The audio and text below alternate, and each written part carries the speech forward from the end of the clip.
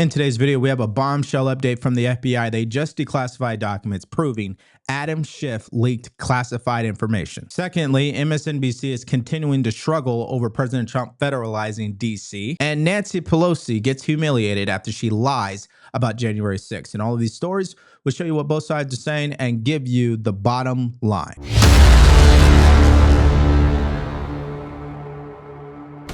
This is about Trump wanting to do a power grab. This is about Trump's obsession with the military. You can pretend it's about. You think it's because Trump cares about crime in D.C. Really? Because I remember Donald Trump on January the 6th, 2021, not giving a crap about crime in D.C. Now for January 6th. Okay, sorry, Mehdi, no, Mehdi, come on, come on. Let me finish my point. This is a short segment. I know you said that. 150 police officers got hurt. Hold on. You gave Bill O'Reilly a lot of time. Let me give an answer. I'm here for much shorter time. Let me speak. On January 6, 2021, you may want to move on for it. We all watched police officers in D.C. being attacked by a Trump-supporting mob, 150 injured, 600 people convicted. Mehdi, you're going to sit here. We know the statistics of January 6th. Mehdi, you're going to sit here. Mehdi, you're going to sit here. Mehdi, you're going to sit here and say if Trump cures cancer, then January 6th was terrible. Okay, the fact of the matter is you can't have an argument. You can't have an argument about what's happening on the streets of D.C. without going back to January 6th. Because it's about. You won't talk about actually the crime. Donald Trump, Leland. But Leland's no, it's not. It's about how to have people be safe. Clearly, that's going nowhere because that is the argument surrounding what President Trump has decided to do, which was yesterday, federalize D.C. in an effort to crack down on crime. Part of that is deploying the National Guard troops. Now, the left is crying about this because they say he failed to do it on January 6th. So what we're going to do is use ground news to dive into that and see what the truth really is. Now, what's fascinating is as soon as President Trump announced this, Nancy Pelosi came out and criticized the president. Well, she made a mistake because she got exposed by the former ex-Capitol Police Chief in D.C. Now, if you guys want to follow along, please go to ground.news/Devori. We love using this tool to see the full picture so we can think for ourselves. And one way you're able to do that with Ground News is when you click on a story like this one, it'll tell you who's actually talking about it. As you guys can see, 86% of right-leaning sources are discussing this story, which means what?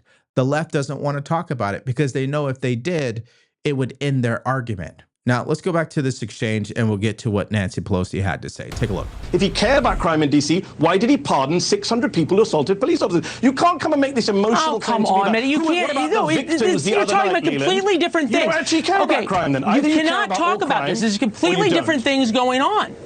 Why? What do you mean? Either I care about crime or I don't. Where was the National Guard? Where was the National Guard on January 6th, 2021 in D.C.? Oh, come on. You can't do no. This is silly. This is absolutely silly, Mehdi. You can't do this.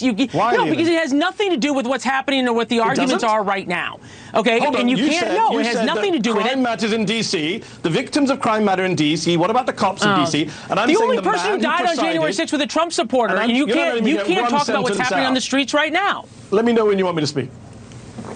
No, you can't talk about you cannot talk about this without talking about January 6th or anything else. You won't have an argument on the merits. Mehdi, thank you as always. We first wrote about this in War Notes. Yeah, so he had to cut it short because he's arguing with someone who's an idiot or a fool.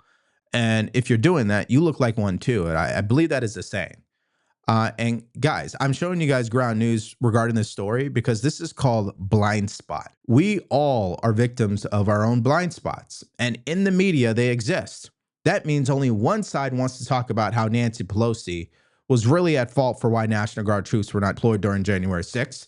But only right-leaning sources will talk about it. Left-leaning sources, they don't want to give it any energy. Doesn't that tell you what's really going on here? The whole purpose is for us to think for ourselves. That's why I don't spend any time trying to convince anyone of anything, especially if they don't want to listen.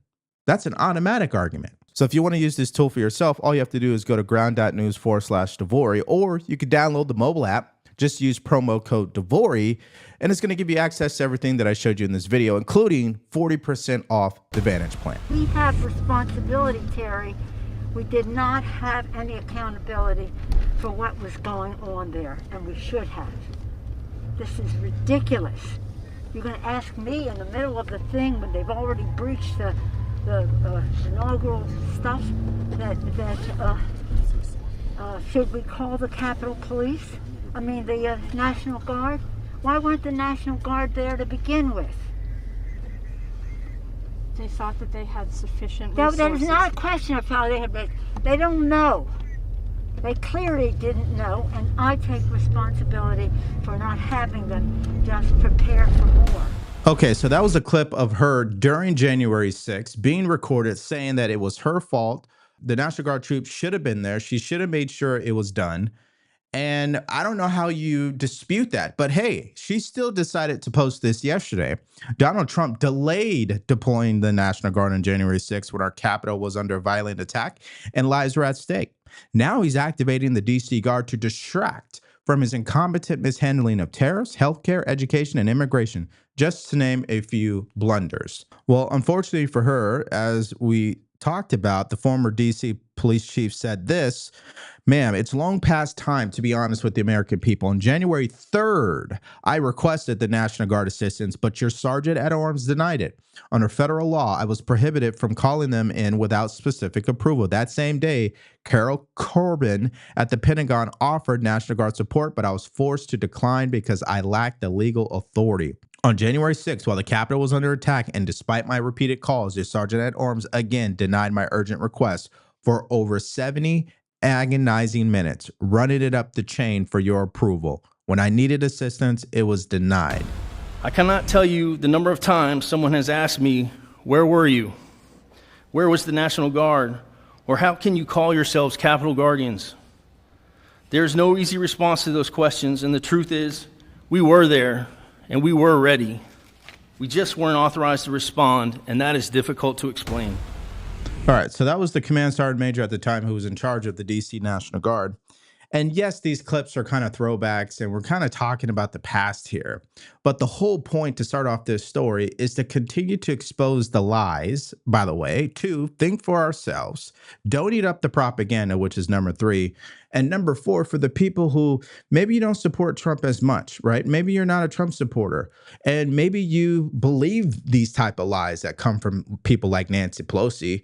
I just laid it all out for you. They are willing to lie up and down in order to undermine the president of the United States. And the only people who truly get hurt in the process are American citizens. All right, and now we move to our next story, which is truly a bombshell. So FBI Director Kash Patel has declassified documents proving that Adam Schiff purposely leaked classified information in an effort to undermine President Trump during his first term.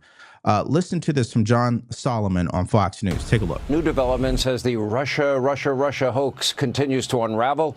According to our friend John Solomon, and a new report tonight just out, and he will join us in just a moment, a Democrat whistleblower repeatedly was warning the FBI beginning in 2017 that the congenital liar Adam Schiff had authorized leaking classified information to smear President Trump, which, by the way, could be a violation of the Espionage Act.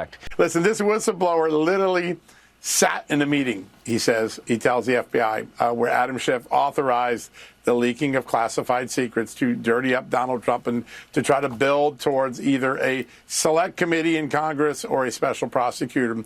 This whistleblower was a career intelligence officer. He had worked for the House Intelligence Committee, Democrat staff, for a dozen years when he came forward to the FBI. He gave 4 interviews. He gave very specific information to the FBI, and nothing happened. Why?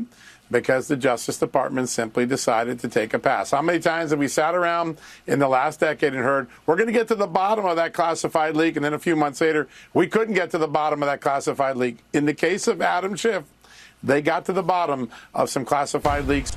Yep, they are getting to the bottom of it. And what's interesting is they released the actual statement from the whistleblower, meaning the FBI declassified the actual document itself, which is right here on the screen, and I'll read it to you. When working in this capacity, whistleblower was called to an all-staff meeting by Schiff.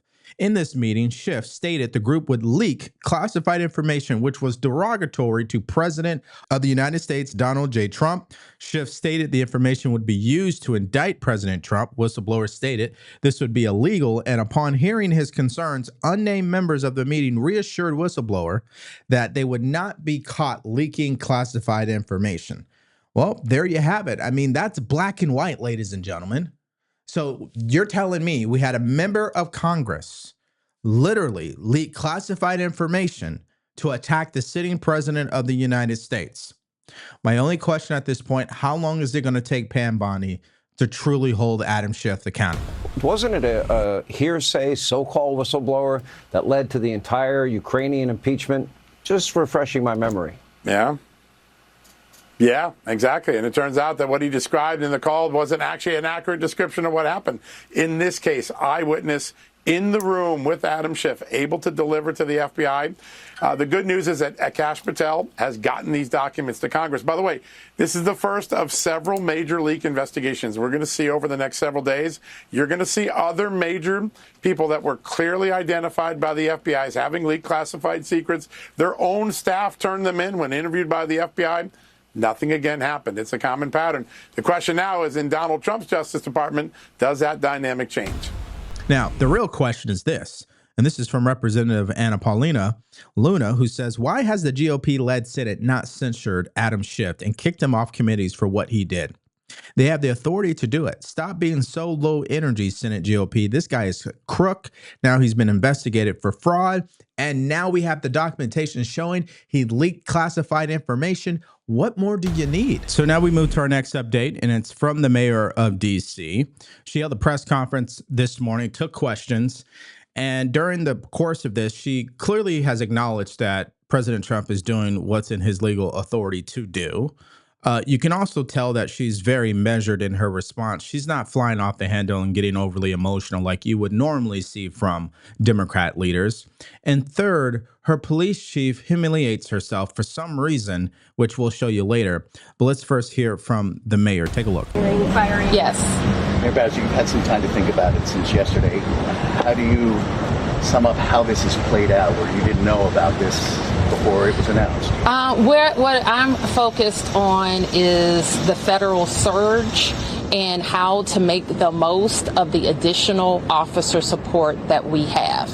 We have the best in the business in MPD and Chief Pamela Smith to lead that effort and to make sure that the men and women who are coming from federal law enforcement are being well used, and that if there's National Guard here, that they're being well used, and all in an effort to drive down crime. So how we got here, or what we think about the circumstances right now, we have more police and we want to make sure we're using them. Are you concerned? Yeah, so as I told you guys, you could tell that she's very reserved. I mean, compare how she's speaking about this versus Mayor Karen Bass as an example out of Los Angeles. Now, before she said what she said, her police chief was actually speaking, and they asked her a very simple question. What is the chain of command right now? And I think you might be surprised by her answer. Take a look. I won't go into the details and the devils of our operational plan at this point, but you will see Metropolitan Police Department working side by side with our federal partners in order to enforce the efforts that we need around the city. Can you tell us what the chain of command is now? What does that mean? Well, is it Pam Bondi speaking to the mayor, speaking to you, or how does this work? So the executive order is clear. The president has requested MPD services, and our home rule charter outlines the process. The president designated Attorney General Bondi as his proxy to request services through me. But does the Attorney General have the authority to implement changes at MPD, or just request changes? The executive order is pretty clear, and so is the law. The president has the authority by virtue of the statute to request services. Now, I get it. The media is just obviously doing their job, so they're going to ask questions like that. But I honestly think those questions are kind of stupid. I mean, why do they believe that the chain of command has changed? I mean, you still have the police chief, you still have the mayor. The only difference is they are now working in tandem with the Department of Justice. I mean, that's all it really is. And combining resources. And as you heard her say 1,000 times, providing services to the Department of Justice. So I don't know why the media is obsessed with asking that type of question. But anyways, the police chief definitely didn't do herself any favors. She didn't even understand the question. Now let's go to some unhinged takes that are on MSNBC this morning, because it continues. Now, here is a simple question. Do you feel safe if there is an increased presence of law enforcement in your community, especially if your community has experienced a high level of crime? Let me know that in the comments section, but here's one answer. You don't think more police make streets safer? No, Joe, I'm a black woman in America. I do not always think that more police make streets safer.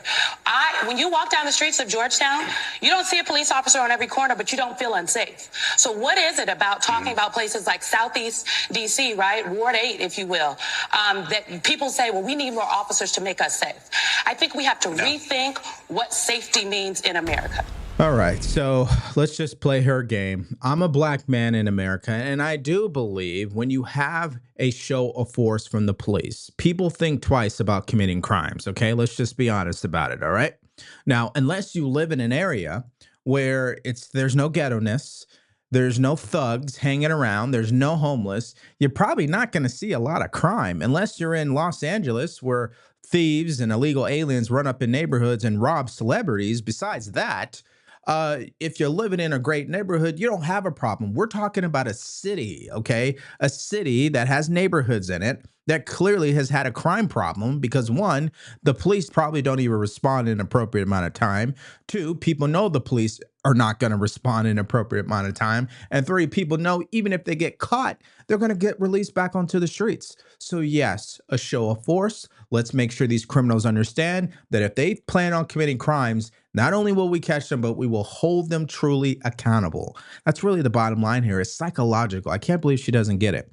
All right, now here's the other unhinged take. Take a look at this. When I go to D.C., I'm not afraid of losing my wallet so much as I'm afraid of losing my vote.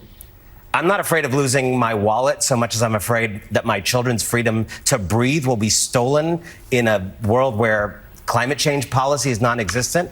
I'm afraid that the future of middle-class people will be stolen by the very things you were talking about, cutting the safety net, cutting Medicaid, cutting rural hospitals. Right. So there is carjacking. And of course, let me just finish. There is a carjacking going on. But you got to worry about two things. You got to worry about two things at the same time. Let me just finish my point. But it's not. Yeah, you can finish your point, but just let's stop where you just said before you go to another point, and let's drill down into that. You can do two things at one time. Absolutely. You can worry about the environment. You can worry about all these other things. You can worry about January 6th. You can worry about all the things that you and I have talked about on this show over and over again that we've worried about. At the same time, you can also worry about safety. And I started with and that's why I started with the point about safety, and that's an issue that needs to be addressed. It's an issue that is normally addressed locally, and I think it can be addressed capably locally. I agree with you that some partnership could be helpful. DC is special, but we can't ignore what he is actually trying to do here. Yeah, so what do you say about that, right? These are the type of opinions, okay, and that's just what they are, opinions, that continue to prove that these people have zero credibility. I mean, I get you hate President Trump that much, but to compare the idea of losing your vote as an American citizen, which really isn't possible unless you commit a felony, to getting mugged on the streets of D.C., which we know plenty of journalists, news anchors have already come out and stated has happened to them. It was just today someone was shot in D.C. a couple of blocks down from the studio. But hey, who cares, right? It's Donald Trump, so let's just lie and be as hyperbolic as we practically can.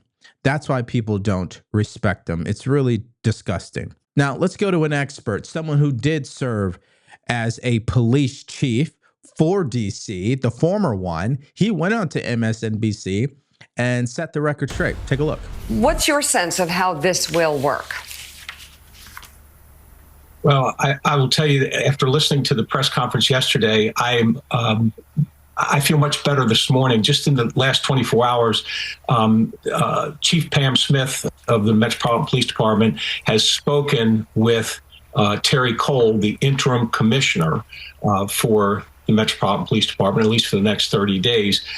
They have spoken. They have Mr. Cole has told Chief Smith that we would like MPD to lead this effort. He wants this to be a collaboration. And frankly, that's the only way I see this as being successful. As as a former police chief, if somebody would have come to me and said, "Hey, we're going to bring 500,000 more law enforcement officers in to assist you," what's not to like about that? You could certainly make an impact on crime with that kind of surge. Listen, anybody who's ever lived in a city would welcome 5,000 more law enforcement officers. Let's just be honest about it. And the people who are screaming the most are people that, one, they haven't had crime committed against them, because if they had, they'd be honest about what's happening right now. We just heard from the ABC News anchor yesterday who shared her experience. And as predicted, David Muir on ABC News during primetime show refused to mention that experience. In the meantime, we turn to Washington, D.C. now, where President Trump has ordered the National Guard to take over policing in the nation's capital. Tonight, the mayor there pushing back with the crime stats and what they actually show. President Trump declaring a public safety emergency in D.C., painting an apocalyptic picture, adamant crime is spiraling out of control. But his depiction stands in stark contrast to the official figures, which show crime in the capital is actually in decline. If you're in another city outside of D.C., you're hoping this is a success.